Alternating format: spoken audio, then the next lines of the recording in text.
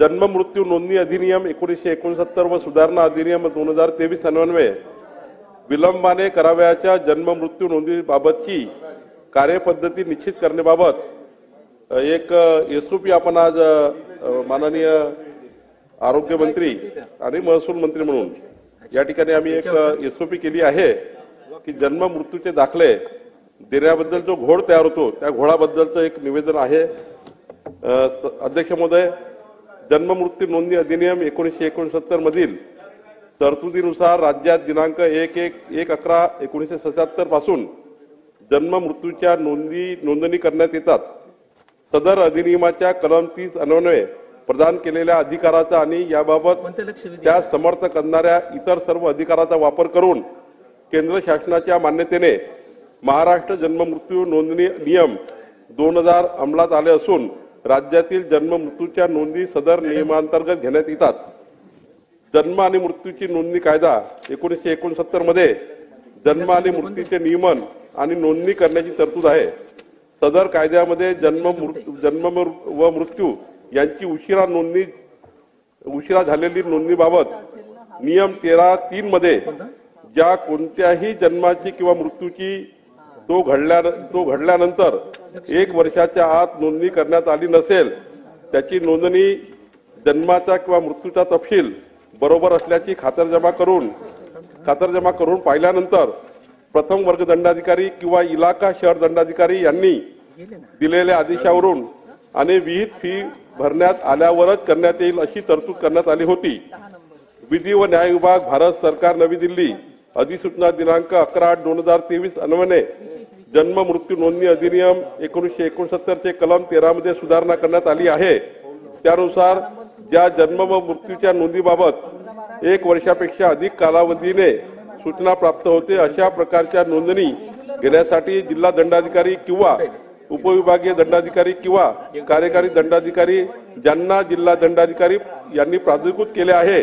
अशा कार्यक्षेत्रासाठी ज्या ठिकाणी अशा व्यक्तीचा जन्म मृत्यू झाला आहे त्याबाबत अचूकतेबाबत खात्री करून विलंब शुल्क आकारून अशा नोंदी घेण्याबाबत आदेशित करण्याची सुधारणा तरतूद करण्यात आली आहे। वरील सुधारणेनुसार परकीय नागरिकांना बनावट जन्म प्रमाणपत्रे वितरित केल्याबाबत तक्रारी शासनात प्राप्त झाल्या होत्या। सदर तक्रारीच्या अनुषंगाने दिनांक 8/1/2025 रोजीच्या आदेशान्वये गृह विभागामार्फत विशेष पोलीस महानिरीक्षक नाशिक परिक्षेत्र नाशिक यांच्या अध्यक्षतेखाली विशेष तपास समिती SIT गठीत केलेली आहे। तसेच उशिरा जन्म व मृत्यू प्रमाणपत्र देण्याबाबत शासनाकडे प्राप्त तक्रारींना अनुसरून महसूल विभागाच्या दिनांक 21 जानेवारी 2025 रोजीच्या आदेशान्वये उपरोक्त सुधारणेनुसार उशिरा जन्म मृत्यू प्रमाणपत्र वितरित करण्याची कार्यवाही स्थगित करण्यात आलेली होती। उशिरा जन्म व मृत्यू प्रमाणपत्र देण्याच्या प्रक्रियेबद्दल पारदर्शकता, सुटसुटीतपणा व बनावट प्रमाणपत्रे वितरित करण्यास प्रतिबंध करण्याकरता जन्म मृत्यू नोंदणी अधिनियम 1959 व सुधारणा अधिनियम 2023 अन्वये विलंबाने करावयाच्या जन्म मृत्यू नोंदीबाबतच्या कार्यपद्धती संदर्भात